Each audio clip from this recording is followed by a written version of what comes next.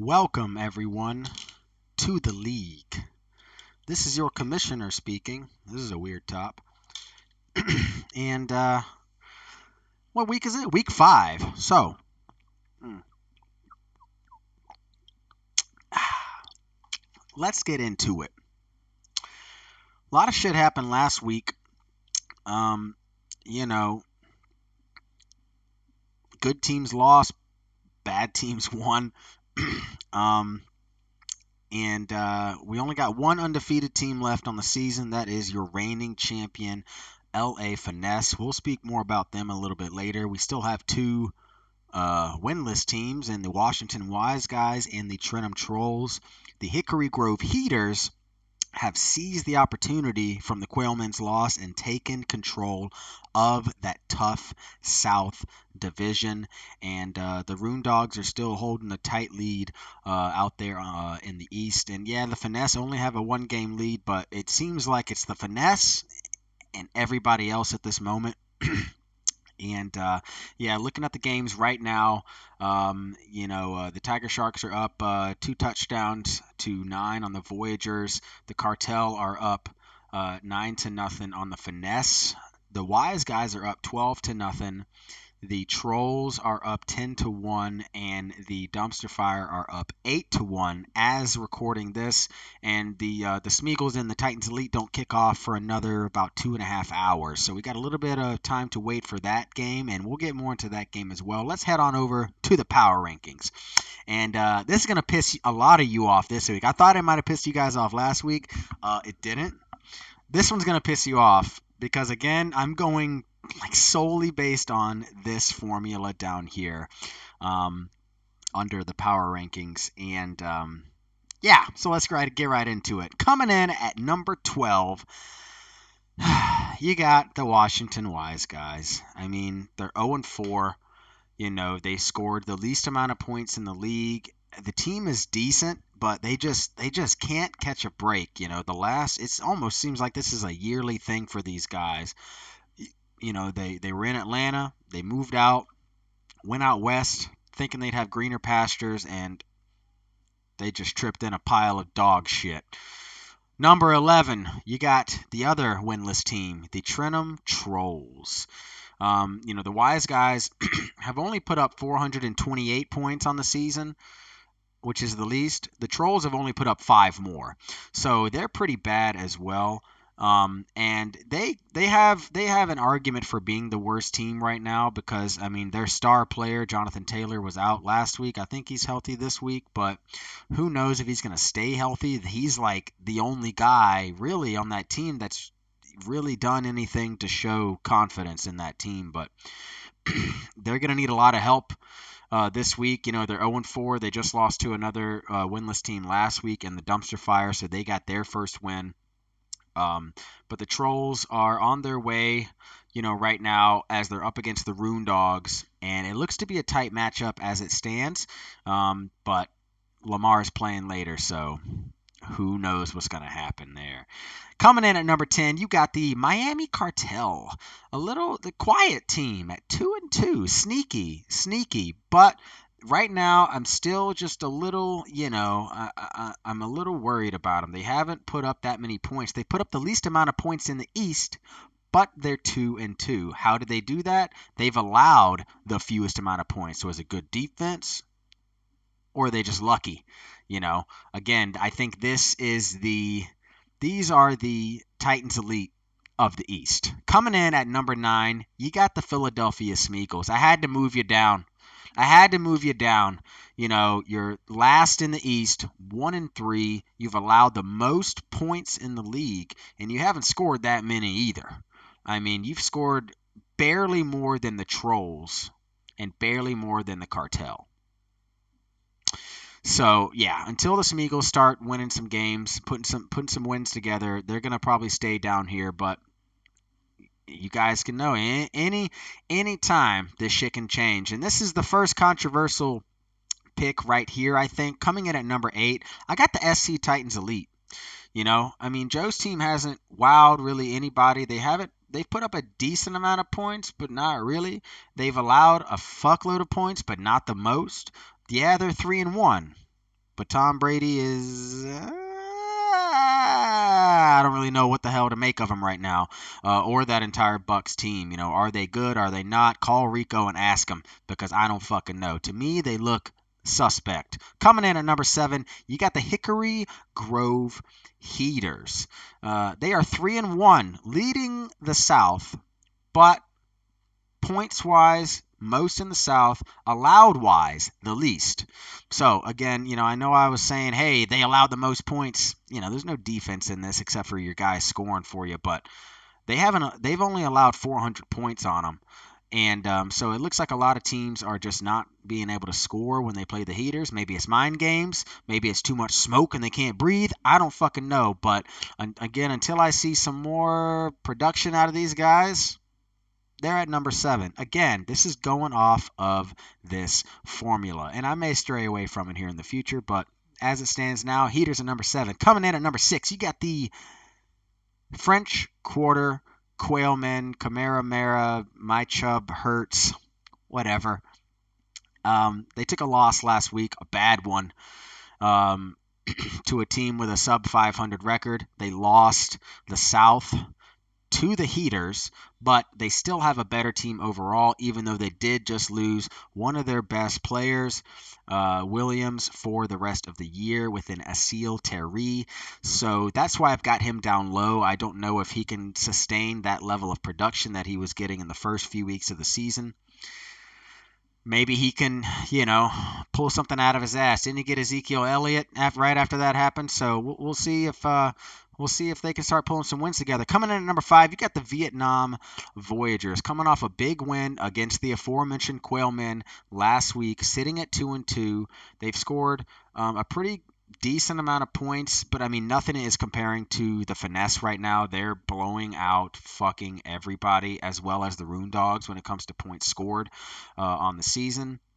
But they haven't allowed a lot of points either on them, so, I guess, what Hunter said about one finger pointing, 3 fingers pointing back at you, I could probably do that to myself. But as it stands now, I think, the team just is solid, but again, I'm probably one injury away from being completely fucked, but whatever. Super controversial here. Coming in at number 4, I got the Columbia Dumpster Fire. Why?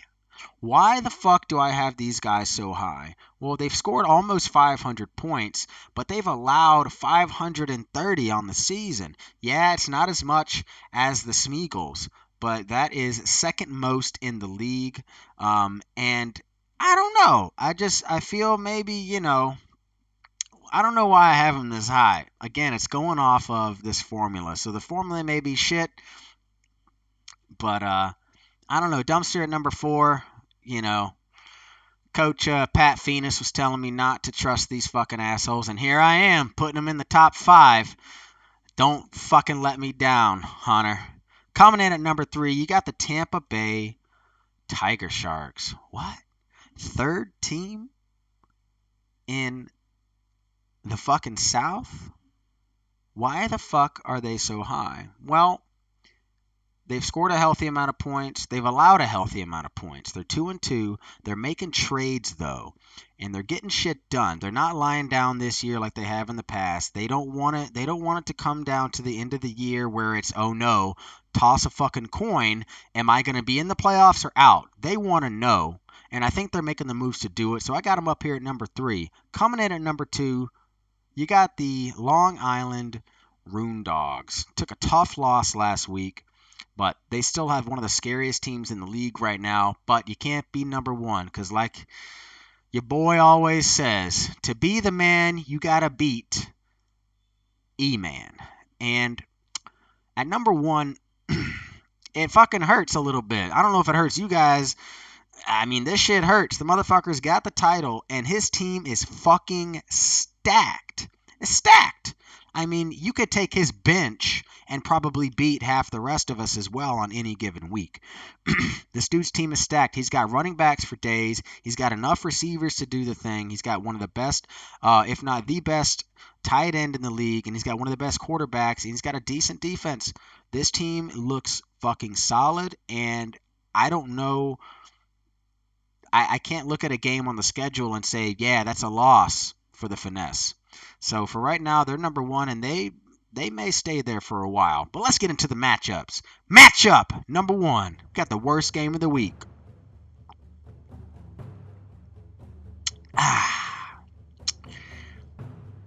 You got the 2-2 Cartel going on out to play the Finesse. Why is this the worst game of the week? It's 2-2 versus 4-0. Well, I mean, I think this is going to be a bloodbath. I mean, the Finesse got home field advantage. Cartel's a new fucking squad. They're going all the way from Miami all the way across the country. I just don't see this being anything short of a 25-point massacre in LA. But I hope I'm proven wrong. Matchup number 2. You got the French Quarter Quail men, who just lost against a West team. But now they're going up to play the Wise Guys. Wise Guys are 0-4.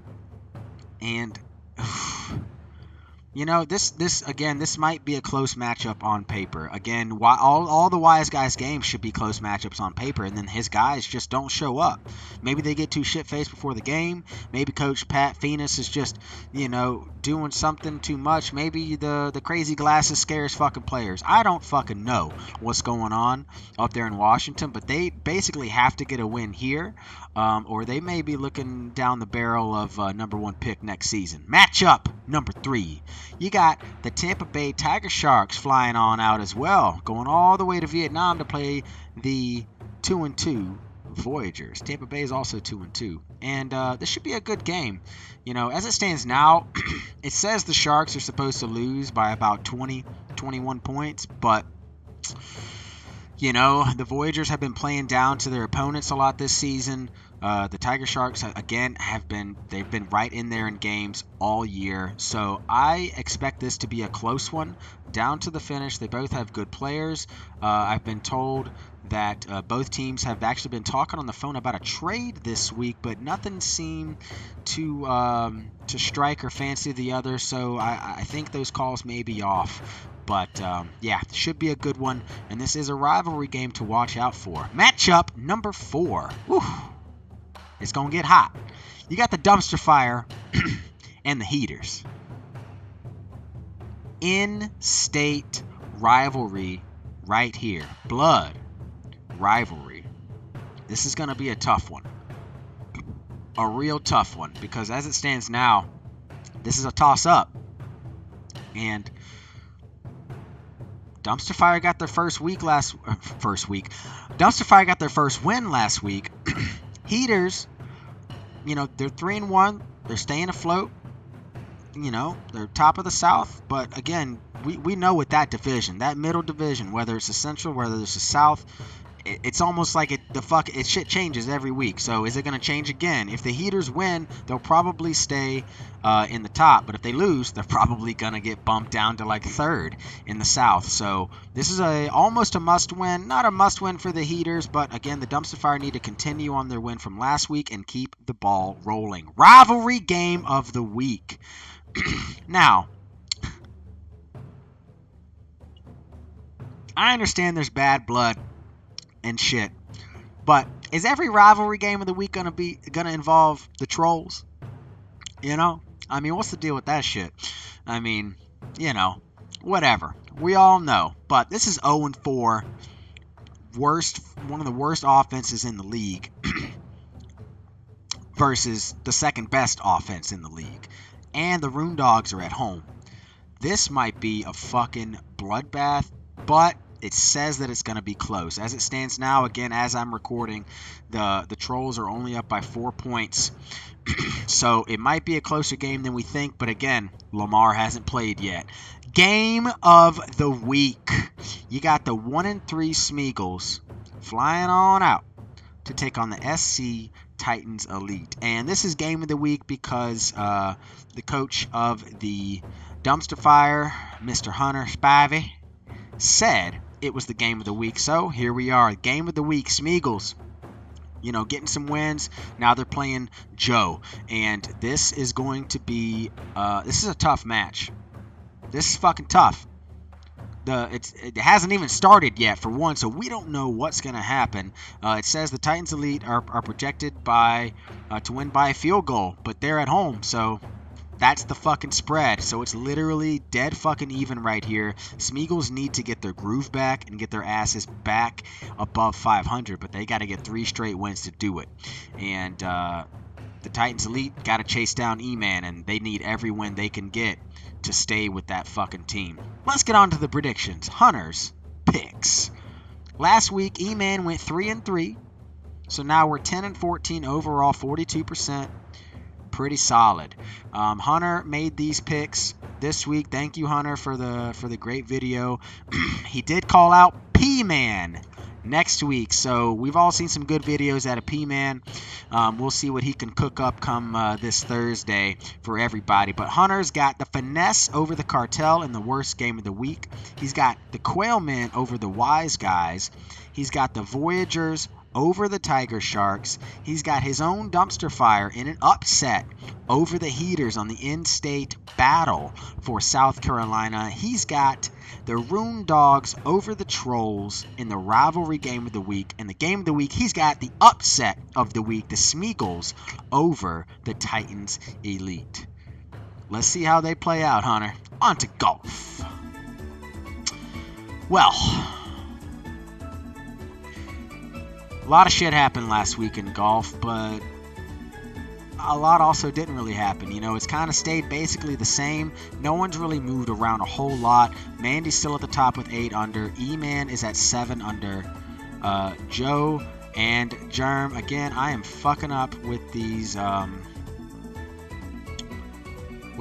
fucking scores right now. I apologize. There's not supposed to be a 4 there. Oh, that's the wrong one. I'm a fucking turd. Hold on. Bam. There we go. As well as 8 and 9. Bam, bam. Sorry about that. As well as 12. There we go. So, yeah, E-Man's at 7 under. Joe and Germ tied at 3 under.